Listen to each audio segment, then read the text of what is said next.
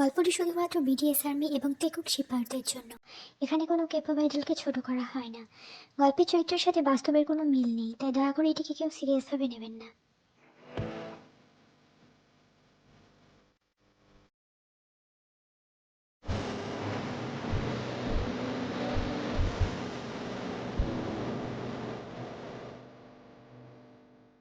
এ তখন সদ্য কলেজে পা দিয়েছে, ভীষণ মেধাবী ও রূপবতী। কত কত প্রপোজাল রিজেক্ট করেছে শুধুমাত্র একটি বাচ্চা ছেলেকে পছন্দ করে। হ্যাঁ, সদ্য ক্লাস 10-এ পড়া একটা ছেলেকে বাচ্চা ছাড়া কি বলবে। ভীষণই ইনোসেন্ট সেই ছেলের চেহারা। ছেলেটা স্কুলের ফার্স্ট বয়, তারা প্রতিবেশী হওয়ায় তে ছোট থেকেই তাকে চেনে। বয়সে ছোট ছেলেটাকে পছন্দ করার অবশ্য কারণ আছে, সে অল্প বয়সে ভীষণ ম্যাচিওর, তীক্ষ্ণ বুদ্ধিসম্পন্ন, নম্র, ভদ্র এবং পরিচর্যা করা দেহের অধিকারী। তে আর জাংকুকের প্রায় দেখা হতো তাদের বাড়ির থেকে কিছুটা দূরে সেই পার্কটিতে। জাংকুক মূলত তার 3টে বন্ধুর সাথে আসতো সেখানে সায়েন্স প্রজেক্ট করতে, আর তে আসতো শুধুমাত্র জাংকুককে দেখতে। জাংকুকের বন্ধু বলতে লিসা, ইয়োনু এবং সানা।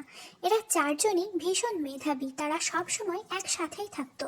ইয়োনু এবং সানা তো রিলেশনেও ছিল পরে শোনা যায়, এবং জাংকুক আর লিসার ব্যাপারেও কিছু রিউমার শোনা গেছে।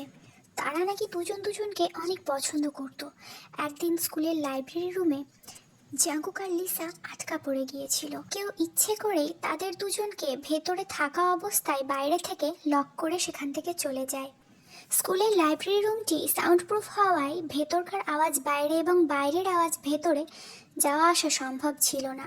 যখন রুমটি প্রায় 3 থেকে 4 ঘন্টা পর খোলা হয়, তখন দেখা যায় লিসা সেন্সলেস ছিল আর তার 2 পা দিয়ে রক্ত ঝরে পড়ছিল। জাংকুক ছিল অর্ধনগ্ন। লিসাকে পাঁজা কোলে তুলে জাংকুক সেই রুম থেকে বার হয়েছিল। এই দৃশ্য দেখে সবার খুব স্বাভাবিকভাবেই মনে হয়েছে জাংকুক সেদিন লিসার সাথে জোর জবরদস্তি করেছে। স্কুলের টিচাররা এই ব্যাপারে জাংকুককে কিছু জিজ্ঞেস করলে জাংকুক সরাসরি নাকচ করে দেয়।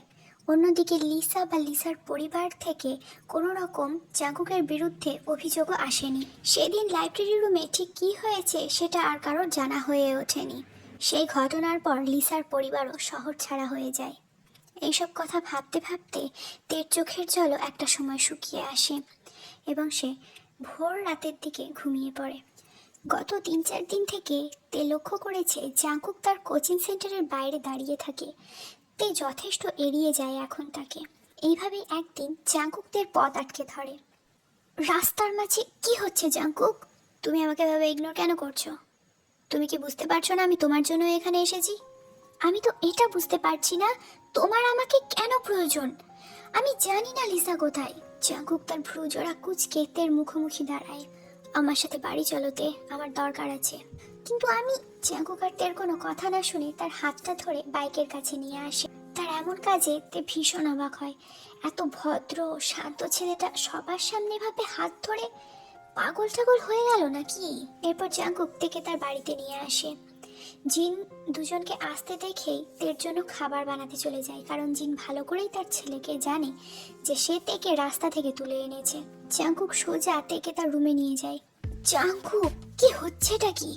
জাংকুক তার হাতটা ছেড়ে তার সামনাসামনি দাঁড়িয়ে এক তীক্ষ্ণ চাহনি নিক্ষেপ করে বলে, সেটা তো আমার প্রশ্নতে, কেন করছো এমনটা? আমি আমি কি করলাম? জাংকুক এবার তার কণ্ঠ কিছুটা নরম আর নেশাক্ত করে তের হাত দুটো নিজের হাতের মধ্যে নিয়ে বলে, তে তুমি কি এখনো বুঝতে পারছো না আমার কথা? আমি কেন এসব বলছি বুঝতে পারছো না তে? তে জাংকুকের দিকে এলোমেলো দৃষ্টি ফেলে বোঝার চেষ্টা করে। জাংকুক তার একটা হাত তের চুলের ভেতরে গলিয়ে দিয়ে বলে, তে লিসা আমার একজন ভালো বন্ধু ছাড়া কিছুই না। সেদিন লাইব্রেরিতে আমরা একাই পড়ছিলাম, তখন কেউ ইচ্ছে করে আমাদেরকে বাইরে থেকে লক করে দিয়েছিল। লিসার ক্লাস্ট্রোফোবিয়া আছে। যখন সে বুঝতে পারে লাইব্রেরি রুমটা বাইরে থেকে লক, বেচারি কান্না করতে করতে অজ্ঞান হয়ে যায়। আমি তাকে অনেক শান্ত করার চেষ্টা করেছি তে, কিন্তু কোনো লাভ হয়নি। এতটুকুও সেদিন যথেষ্ট ছিল না। পাগলটা সেই সময় পিরিয়ড শুরু হয়েছিল। আমি বুঝতে পারছিলাম না আমি কি করব। সেই সময় নিজেকে এতটা অসহায় মনে হয়েছিল না তে। জাংকুক একটু থামে, তারপর তেকে নিজের দিকে টেনে হালকা করে জড়িয়ে ভাঙা কণ্ঠে বলে, আমার গায়ের শার্টটা আমি খুলে লিসার কোমরে জড়িয়ে দিই। দরজাটা খোলা পেয়ে আমি সবাইকে সব ঘটনা বলার আগেই বুঝতে পারি তারা আমাদেরকে নিয়ে ঠিক কী ধারণা করেছে। আমি সেদিন কিছু না করেও লিসার মান সম্মানটা নষ্ট করে দিয়েছি।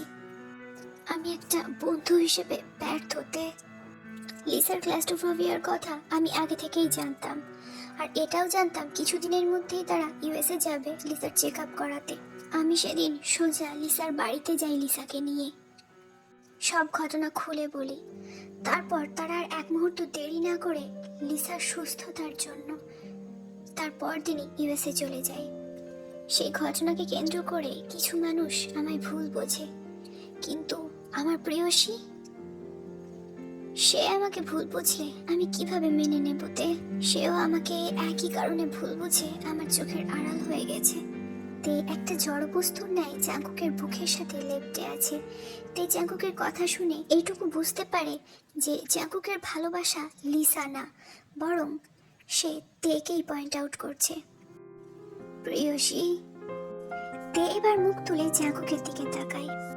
সে এখন আর জাঙ্কুকের শীতল চাহনি দেখে না, বরং সেখানে ভিড় করেছে ভালোবাসার এক স্বীকারোক্তি।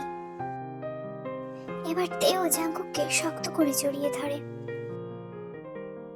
যখন আমার মনে হয়েছে আমি তোমাকে পছন্দ করি, আমি তখন থেকেই নিজেকে তোমার উপযুক্ত করার চেষ্টা চালিয়ে গেছি। তোমার খেয়াল রাখার জন্য আমি নিজের পড়াশোনাকে আরো ইমপ্রুভ করেছি। দুটো প্রাইভেট কোম্পানিতে ইন্টারভিউ দিয়েছি। এইচএসসি রেজাল্ট দিলেই আমি কোম্পানিতে জয়েন হয়ে যাব। তোমার দৃষ্টি আকর্ষণ করার জন্য নিজের শরীরকে প্রতিনিয়ত পরিচর্যা করেছি। তোমার পছন্দ হয়েছে তো প্রেয়সী?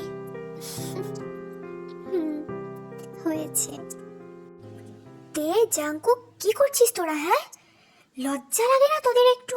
তে ভীষণ ভয় আর লজ্জা পেয়ে জাঙ্কুকের থেকে দূরে সরে যায়। সরি আন্টি, আসলে। তে এত ভীতু কেন তুই? আমার ছেলেটার মতো একটু সাহসী হতেও তো পারিস। ও আমাকে আগেই বলেছে যে তোকে ভালোবাসে। এখন তো তুইও রাজি, এবার বিয়ের ব্যাপারে এগোনো যাবে। কি কি বলছো এসব? তুমি জানতে? হ্যাঁ, জানতাম তো। নে খাবারটা খেয়ে নে। সে কোন সকালে খেয়েছিস বলতো? আন্টি, আমার বাবা মা, ওদের নিয়ে চিন্তা করিস না। তোর বাবা অলরেডি সব কিছু জানে, আর তোর আরিম আঙ্কেল তো আছেই, ও সবটা ম্যানেজ করে নেবে। প্রেয়সী, তোমার মিসআন্ডারস্ট্যান্ডিংটা দূর করা অনেক ইম্পর্টেন্ট ছিল, না হলে তুমি অন্য কারোর হাত ধরে তার সাথে চলে যেতে। লাভ ইউ তে। তে এবার জিনের দিকে তাকায় আর একবার জাঙ্কুকের দিকে। আরে মা, আমাকে লজ্জা পাস না তো, আমরা মা ছেলে অনেক friendly. Love you too Jungkook.